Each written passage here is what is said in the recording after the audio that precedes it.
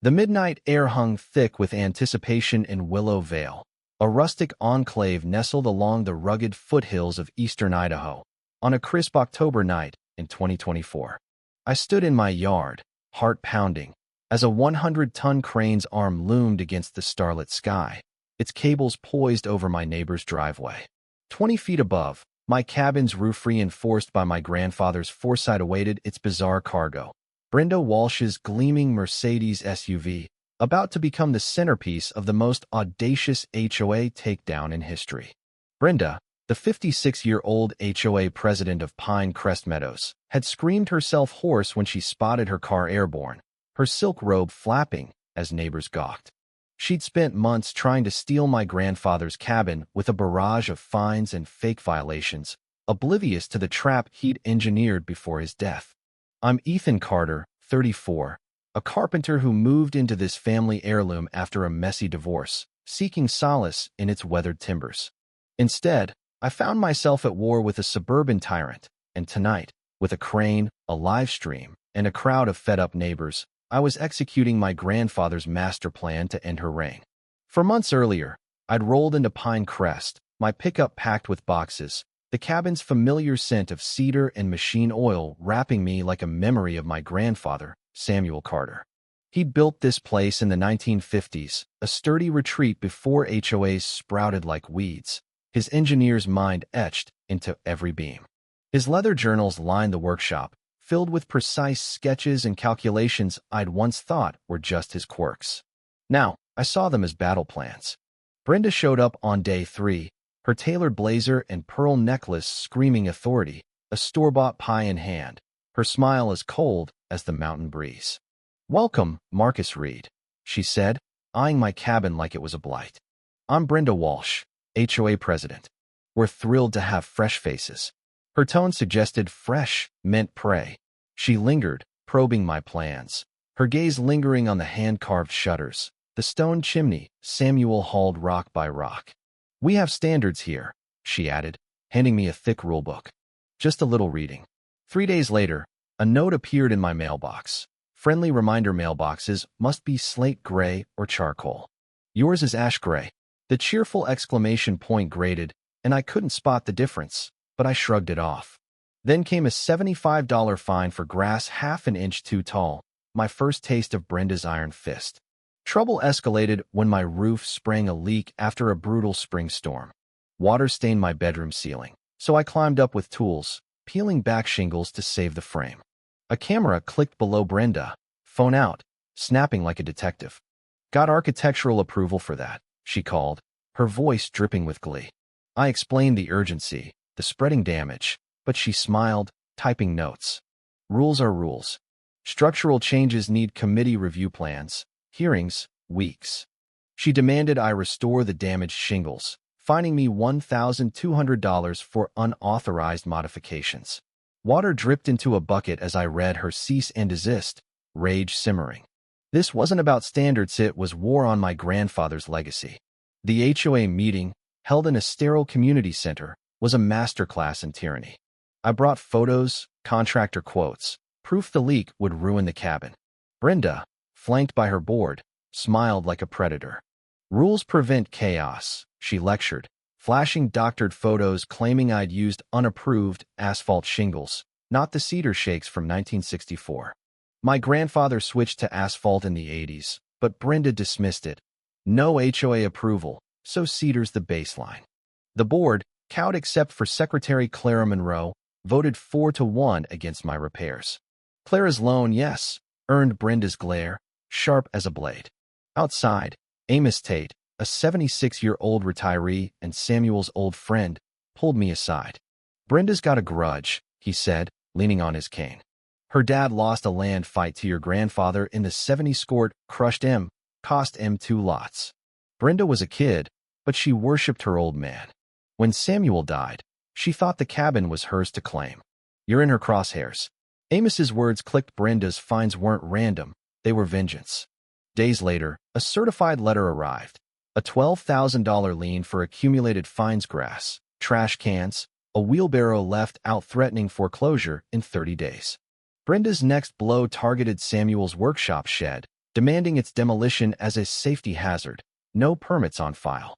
$6,000 to remove, she purred, plus Shutter's theory unapproved. Her smirk as she left was a knife twist. In the shed, grief broke me. I dropped Samuel's hammer, tears falling, feeling his legacy slip away. The hammer hit a loose floorboard, revealing a hidden metal box. Inside, a journal, Samuel's handwriting, detailing decades of Brenda's abuses, forged bylaws, and $35,000 in embezzled HOA funds, including her Mercedes, bought as a community vehicle but used for yoga and wine runs. Bookmarked was a 1994 rule: no vehicle elevated without HOA approval. The final entry, weeks before his death, read, "If Brenda goes for the roof, use Mercedes contingency." Gunny knows. Pages revealed Samuel's genius: 2016 roof reinforcements, steel beams, and load tests holding a truck and 3 tons for 72 hours. A prepaid crane contract with Gunny Morrison, a Vietnam vet, ran through 2035. Diagrams showed lift paths, noise mitigation, even a note: Mercedes weighs 4,600 lbs, roof can hold 3. Samuel had planned this for a decade, anticipating Brenda's overreach. A sealed letter urged timing. Wait for foreclosure notice. Let her expose herself. Justice needs witnesses. I called Gunny, his gruff voice booming. Been waiting 7 years. Friday, Brenda's at Wine Club. Perfect lift. We set it for 11:30 p.m. Her Mercedes parked like clockwork. Doubt nod crane failure? Legal fallout? But Brenda's shed threat sealed it. I rallied allies. Amos, cackling, "I'll bring chairs." Clara, eager to end Brenda's reign. Tommy Alvarez, a 20-year-old streamer, promising a viral feed. The Murphys, fined for their door color, joined, as did the NGS, stung by decoration bans. Even shy Mr. Patterson, whose wife Brenda humiliated, signed on. Brenda piled on fines: $250 for birds at my feeder, $350 for trimming a bush. Her hand-delivered notices taunting. Your grandfather followed rules. Shame you can't. Friday's dawn felt electric.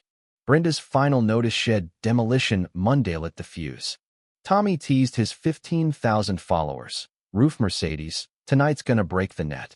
By 10:30, 25 neighbors gathered, hushed, as Gunny's crane rolled in, a silent beast. Tommy's cameras hummed. Clara clutched her board recordings. Amos sipped coffee. At 11:27, Brenda's Mercedes pulled in, her Wine Club stagger predictable. Lights off by 11:45, the crane's stabilizers locked. Gunny's crew strapped the SUV, the operatorial woman who could bench press Mesignoled ready. Execute, Gunny whispered. Hydraulics sang, and the Mercedes rose, 10 feet, 20, glowing under work lights. A teen with a GoPro, uninvited, gasped, "Sick." Dogs barked, lights flicked on, then Brenda's window blazed. She burst out, robe flapping, shrieking, "That's my car," as her SUV settled on my roof, flawless. Neighbors cheered. Tommy's stream hit 25,000 views, chat exploding. HOA justice. Brenda, wild-haired, screamed, "Theft." I held up Samuel's journal. Article 15, Brendano elevated vehicles. Plus, this car's HOA-funded embezzlement. Clara called a vote. No confidence in Brenda Walsh. Hands shot up, unanimous. Brenda's face drained, her empire dust. Saturday, news vans swarmed, helicopters buzzed, the Mercedes a viral monument. Brenda hid, her lawyers fleeing when shown embezzlement proof. At noon's HOA meeting, Clara read charges: fraud, abuse, $35,000 stolen. Brenda, disheveled, signed her resignation, fleeing as applause roared. The crane's return Tuesday was a festival. Kids drew roof cars, locals sold roof Mercedes pins. Brenda, forced to watch, signed for her dead battery SUV, towed away amid mock waves. Amos grinned. Pride goeth before a lift. Brenda vanished, her house dark, but Clara warned. She's meeting developers, eyeing Pine Crest for buyouts. Her Lexus, another HOA scams, it's in her garage. A month later, Pine Crest bloomed. Murphy's burgundy door, Ing's lanterns, wild gardens. Clara's board refunded $12,000 in fines, rewrote bylaws. Tommy's stream sparked roof watch, A nationwide HOA abuse patrol. My cabin, with a plaque don't mess with the roof, stood proud. At a barbecue, neighbors swapped Brenda horror stories, laughter healing old wounds. Sarah Alvarez, Tommy's sister, handed me a Roof Watch shirt. You started a movement, she said. As stars rose, I read Samuel's final note. The community's the machine. Brenda's shadow lingered. Developers, her Lexus, a vengeful return, but we were ready, an army forged in crane light. Was Ethan's roof stunt justice or chaos? Should Brenda face harsher punishment or redemption? Can Pinecrest stay free, or will new tyrants rise? Share your thoughts below, hit that like button, and subscribe for stories that demand your stand.